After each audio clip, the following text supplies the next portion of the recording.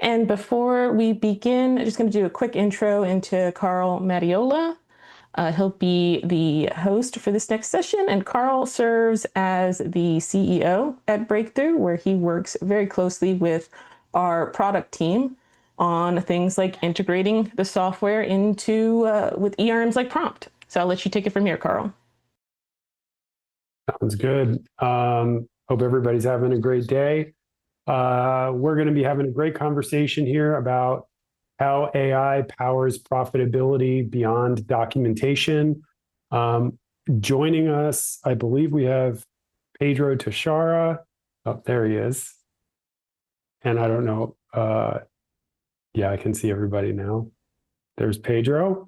We also have Nolan Rothwell from Prompt, and we have Alex from Alaska.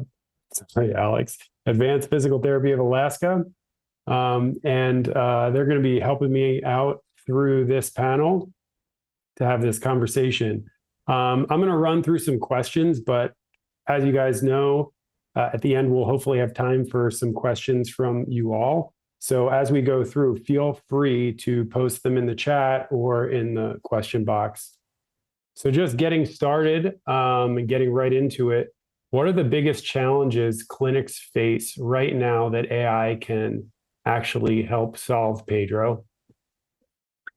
Yeah, so nice to be here. I actually think that there isn't necessarily a subset of the problem. So like, you don't always have to think about like, oh, AI and then like what problem. I always tell folks, when you're building technology or you're leveraging tools, it's maybe start with the problem first. So I want to like start off by just really highlighting for people that if there's any problem that's like significant for your organization, there might be opportunities for AI to help. And I'll explain maybe more ways that you can think through that. I mean, some really notable examples is documentation. It comes up all the time. Honestly, actually, we started back in 2017, and it was to use AI to help clinicians with documentation and get in their workflows to be really helpful and make their day-to-day easier so they could take great care of patients. And here we are, almost 10 years later. And it was a bit of a journey to get here, but that's a really, really huge one because it's something that it takes people away from things that they really like, to do things they don't like, documenting, right? Putting notes in, describing information, sometimes doing things repeatedly, right? You already took care of the patient. You already decided what to do. You did all your activities and interventions with them. And now you're going to spend time typing it at a computer so the computer could know too, right? It's kind of redundant. It's kind of like duplicative work.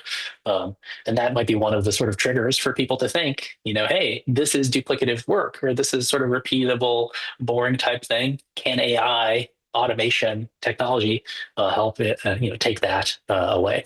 But then another really great use case where we have a lot of experience is in looking at how your clinic is doing. So folks might be familiar with some of our other tools where we actually read all of the notes. So we help write the notes, but before that, we would read every single note and look for issues with compliance, look for issues with CPT coding, opportunities to improve. And that's also the kind of thing that if you were going to sit down and read every single note, it would take you forever and it'd be really, really boring, right? So again, that's like the flag that should go off in people's head and be like, oh, could I get AI? Could I get technology to do this for me? And if it can, and I don't have to sit here literally reading every single sentence and every single note, what would I have it do, right? So, just that little red flag sensor is something I want to kind of impart people with, because anytime it's like that, it might be a good opportunity for AI. Thanks, Pedro. And just so everybody knows, I didn't get a chance to fully introduce. Pedro was one of the founders of Prediction Health, now part of Prompt. So congrats on that, by the way. And thank you. Yeah, thanks for the answer. So most people are thinking mostly about documentation. Where else can this make an impact? Nolan, what do you think? Yeah, kind of going back to what Pedro said, the sky's kind of the limit, right? Like, what is your biggest issue? There's a place for AI in that, where I typically see that with most of the teams that I work with. I think on the front desk side or administrative side, whatever you want to call it, there's a lot of value to be gained there. I think a lot of teams have a wait list, but it's not necessarily like the way that a lot of teams think about a wait list is that, here's a list of all patients that, said they want to come in for a visit, but you need to do a lot of legwork to figure out, is that the right patient? is it the time they said they want to come in, and are they eligible to actually come in for therapy, right? So where we've seen it really beneficial is within Prompt on the waitlist functionality. Instead of it just being a waitlist that your team then has to screen through, it's looking at, are there eligibility issues? Are they underbooked based on their POC? Is it the exact time they said they want to come in, right? To offload a lot of that extra work and burden, and can also, at a certain point, just automatically invite those patients. So it's basically happening in the background. Another piece that kind of ties into documentation a little bit, but I think on the patient facing side as well, as you guys know, obviously, intakes at the doctor's office or a PT clinic always have the very same generic questions. AI in that sense has been really helpful for a lot of my teams, because it's able to ask that patient very specific questions as they're filling out the intake form about, hey, what specific job do you need to get back to? What do you need to do for that specific job? What tasks at your house are difficult, right? And it's generating all of that based on the information the patient's giving it.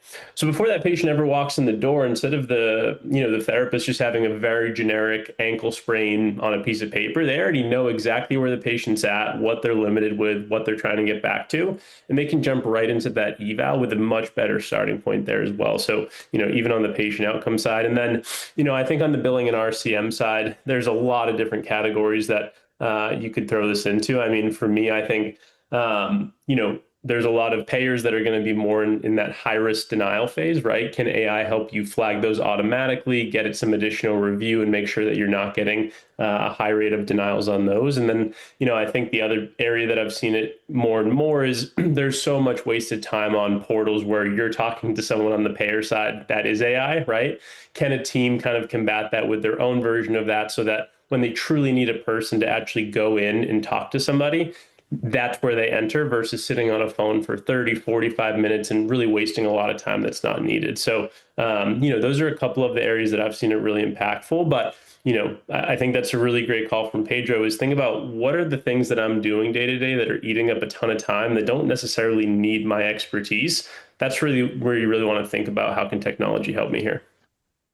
Thanks.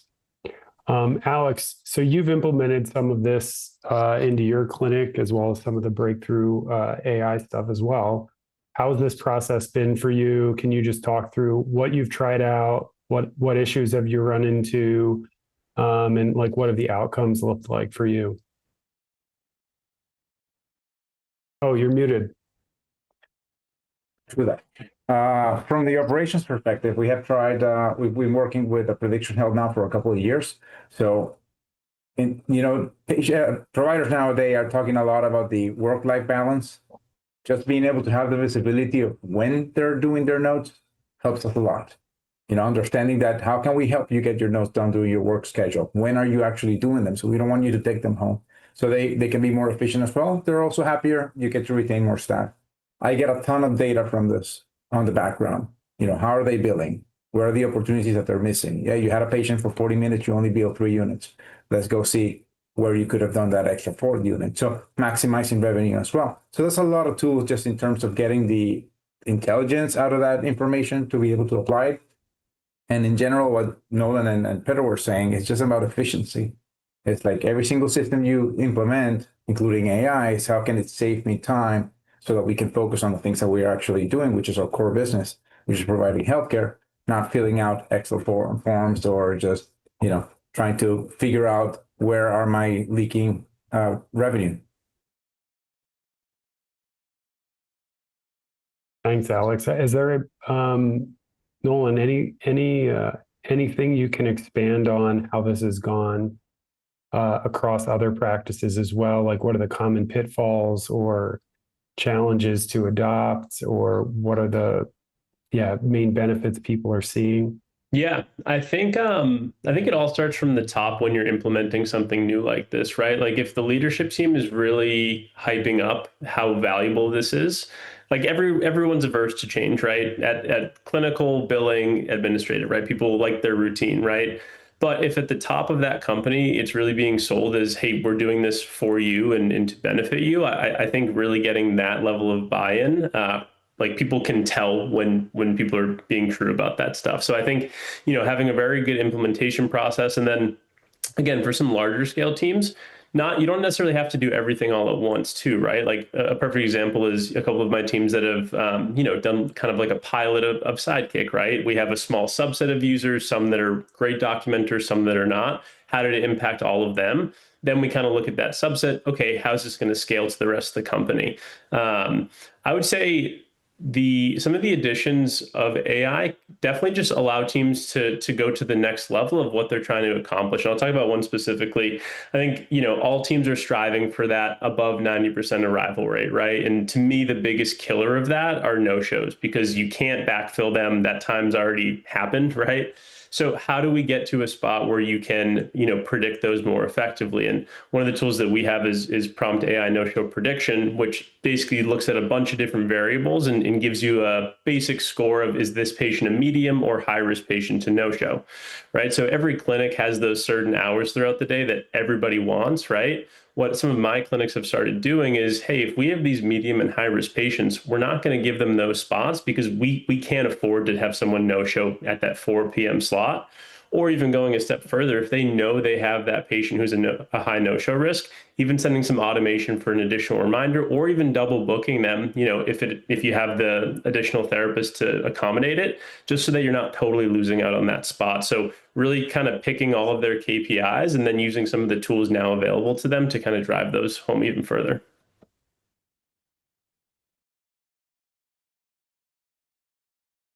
Thanks. And so last question I have before we open it up to the group here is for clinic owners who might be skeptical about AI, what is your advice on getting started? Yeah. So I'm very much like, seeing is believing, and so it's gotten so easy for a lot of these tools. And this can be clinically, this could be in your personal life too, right? There's a lot of things available now that are AI tools. You can use ChatGPT, you can have all these different LLMs. There's a lot of really cool use cases for staging your house, or like re-envisioning a room, or editing a picture with your voice by just telling it what you want it to do. If you don't know how to use Photoshop, I never learned how to do that, but you can tell an AI to do a thing now. And it's not something that people should be scared of, right? Like, these are just computer programs, and it just kind of it's trying to follow instructions to do things for you. So I would very strongly encourage people, just like, find opportunities to do things that you think are interesting, right? Like, you want to take some old pictures and bring them to life, into a video. If you want to try a chatbot to help you plan out a vacation, or, if you want to use an AI documentation tool, if you already sort of have that familiarity with, like, oh, I asked it questions and it wasn't perfect, but it helped me in these cases. That learning transfers over, between personal life and other sort of hobbies and things, and your clinical environment, because the technology is very similar. You want to be thoughtful, you want to supervise it, but you want to experiment and think about your workflow. A lot of people are different in how they see patients. So some people like to run the thing the whole time. Other people really like to quickly summarize what they saw. Some people do hybrids of it. Some people like their notes a certain way, so they'll use the customization features, right? And the folks that I've seen that are happiest and get the most out of it, they just dive in and they try it out and they see if it works for them. And so, there's a lot of ways to do that. And so that's the key thing. I would say, don't be scared of it. Go try it, because if it works for you and it makes your day-to-day better, it doesn't matter if you were skeptical in the first place or not, because you actually see what you can accomplish with your own two hands and some new AI tech tools. And if it doesn't happen to work for your workflow, you'll still probably learn something interesting from it. Maybe you can give feedback to, a good company. If usually they love feedback if something doesn't work well for you, and then they can make it better, so that at some point, if it keeps improving, maybe you get to go from being someone who's skeptical to someone that has a tool that's sort of like just, for you. Thanks. Appreciate that. It's great feedback. Alex, how about you? I'm curious, like, was anybody on your team skeptical when adopting anything from Prompt Prediction Health? Every time you implement something, you have early adopters, you have the ones that will come in a couple of weeks and eventually start trying it out, and the ones that are just resistant to it. We don't force anybody to use them. We always give them the opportunity to try it. I gotta say that I was very surprised when even very senior providers, older age, more resistant to technology, jump into the Scribe tool, and that was awesome, and they're loving it right now. And I gotta say the key thing was when we started showing the benefits. So it's more of this, talking their language. I want to be able to not have to take my notes home on the weekend. Great. With this tool, you'll be able to cut your, initial evaluation, no time to have. So this is how we've been doing and try it out. We have, I would say, like 70% adoption. Not everybody is into it. And we've been adding more people as they go, but you got to give them the chance to try it out. Sounds good. I'm going to see if there's any questions here. Does anybody have any questions? You can pop them in. I see one from Brian asking if you can give an example of 4 units in 40 minutes. If you're asking me, you're asking the wrong guy. I am operations, not clinician, but I know that we can do it. So we work with 45 minutes, and up to that time, we can still build, up to 39 minutes, I think it is, we can still build the 4 units. So that's, but we measure it. The point is that what we're trying to do is we want to make sure that they're maximizing their billing on the time that they have with the patient. We work with 45-minute schedules. Sometimes they're late. And I get the question or the excuse saying, hey, my patients are late, so I can't build maximum. So we go back into the system and we look, okay, let's look at which patients actually came in late. And I can tell them, you got all of these ones that actually came in at a time, or 1 or 2 minutes late, you should have still been able to build differently. So it helps us a tool for, consistent learning and evolving. So that's pretty much what we're trying to do with this from the operations perspective, to be able to maximize what we can do with information that we can actually act on. Yeah, and Kate just had a good share. She did a survey of sorry, it keeps moving on me.